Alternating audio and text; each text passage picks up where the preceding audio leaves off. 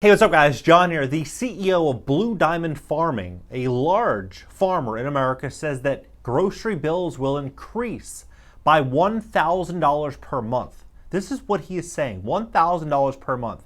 They report now that real inflation is costing the average American about $356 per month. What does this mean for the everyday American? What is the solution? How does this play out? Well, I'm going to cover what's going on here.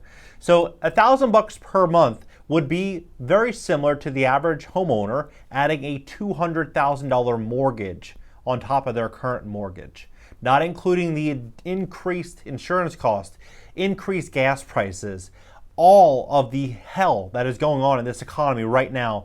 It is unbelievable. It is absolutely unbelievable. Here's what he is saying is going on and what we can look forward to. And they have a solution for us in the supply chain through AI and through robotics. You can't make this stuff up. Look at what's going on here.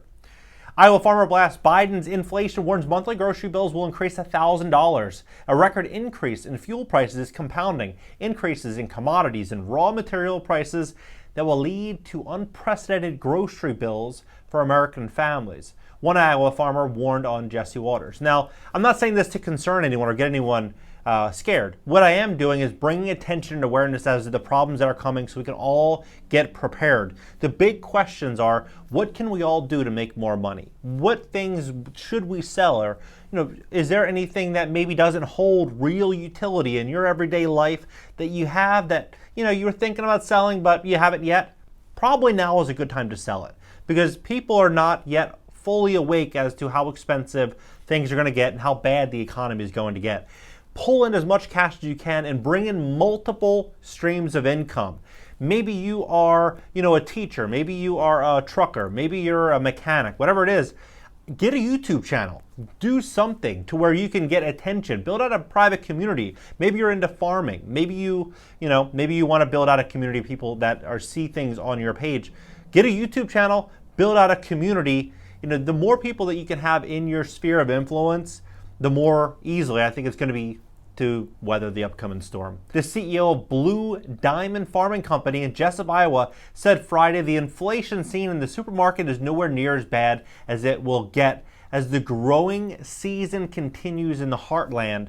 If you think we're seeing food prices spike right now, I think the food price increases are just starting, the CEO said, and I don't think your grocery bill will be $1,000 a month. I think it may go up $1,000 in a month. Rinchi rejected the Biden administration claims inflation will be transitory and warned of possible food scarcity as the collective crisis disrupts supply chains at all levels.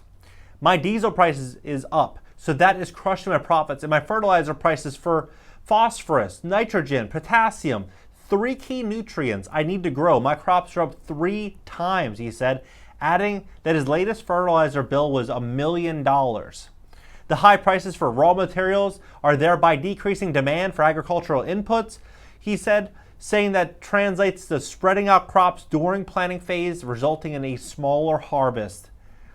The relevant supply chains are reluctant to restock their materials, which affects the entire sector. He blames Biden's energy policy and the White House decision to tariff fertilizer imports, adding that the war is compounding the problem because the country produces a good portion of the world's fertilizer. The Green New Deal and ESG sort of ideas have made energy, particularly natural gas, much more expensive, he said. Of Biden's plan to stimulate domestic fertilizer production, Rinchi estimates such projects could take a decade to realize. Host Jesse Watters further criticized Biden's recent claim to understand the plight of farmers because he represented the aptly nicknamed Blue Hen State, which for the president noted has a chicken to human population ratio of 200 to 1 for 36 years in the Senate.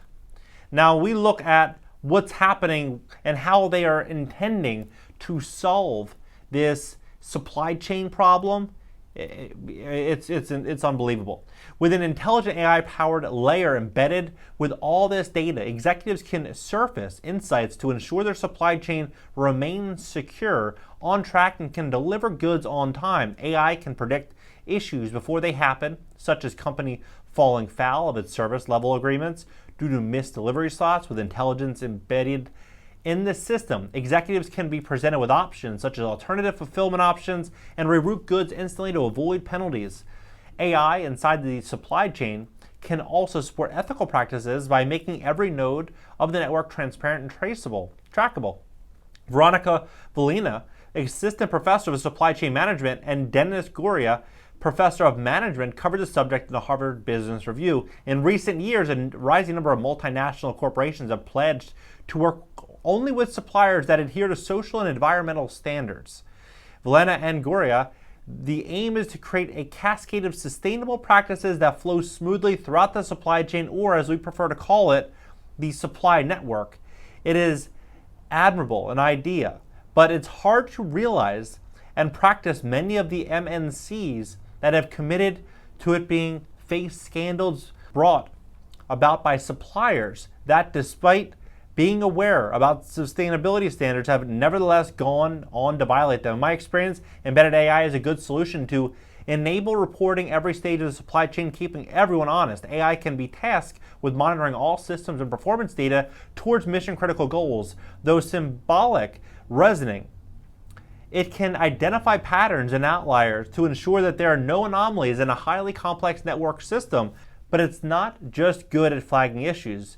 By being computationally smart, AI can suggest new ways to tackle an issue before it arises, though its pervasive nature and ability to process data insights rapidly can also have a much broader view of the situation overall. Boris Evelson, vice president and principal analyst of Forrester, calls this type of business intelligence a post-dashboard future. In a recent report, Evelson predicted that legacy BI technology is dead. Emerging technologies and techniques will deliver business insights more efficiently and effectively beyond just dashboards. The former strategic technology advisor at JP Morgan concurs with what I've been seeing in my post-pandemic business process. The post-dashboard world of BI is impactful, actionable, augmented, unified, personalized, adaptive, and pervasive.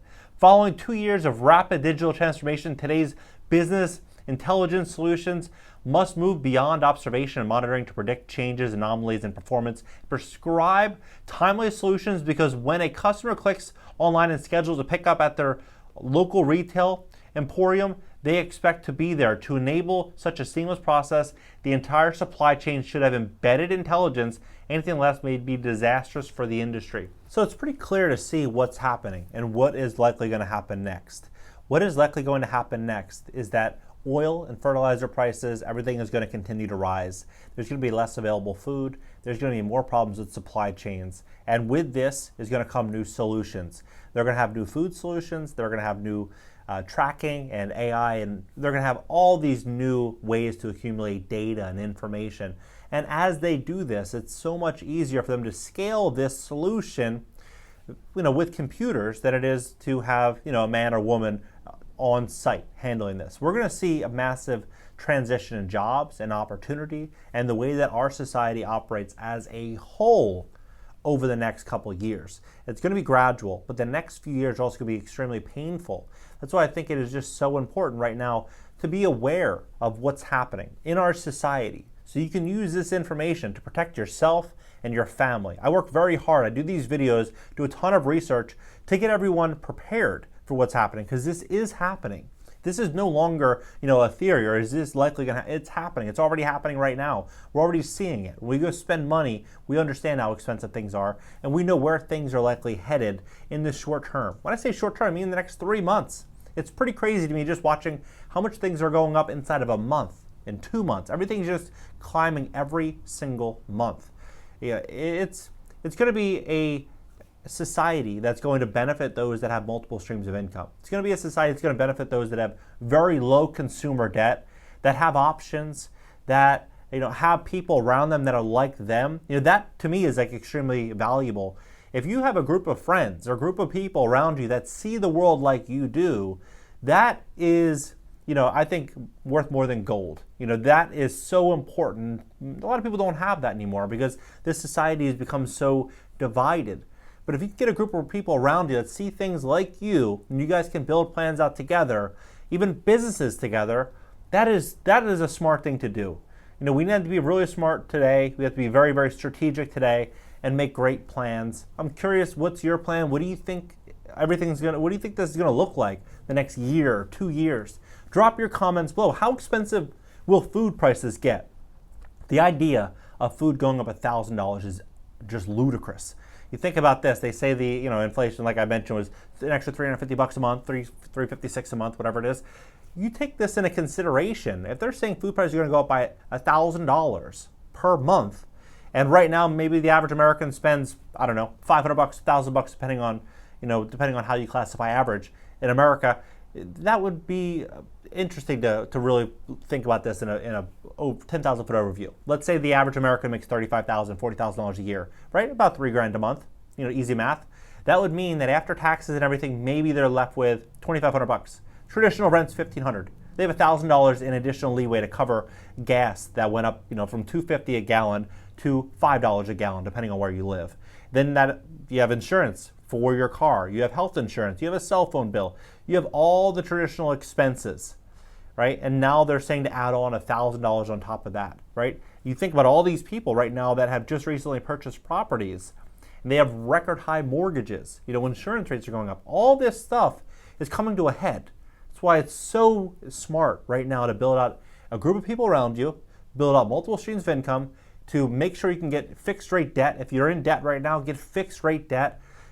Think very long term, be forward thinking. This is, the intent of these videos is to help people become forward thinking, to let people know what's actually happening so that they can prepare and get ready in advance. If you appreciate this video and this content, please hit the like button. When you hit the like button, YouTube's going to share this content. You can share this with a friend or two friends that you think are inside of that group. That group that could, be a real big asset to you. Also, subscribe here. Also, subscribe to my second channel. It's going to be an interactive show and a podcast this week. I'm really looking forward to getting to know you guys on a one-on-one level. And LinkedIn, Twitter, Instagram, everything is in the banner. And I'll catch you guys later.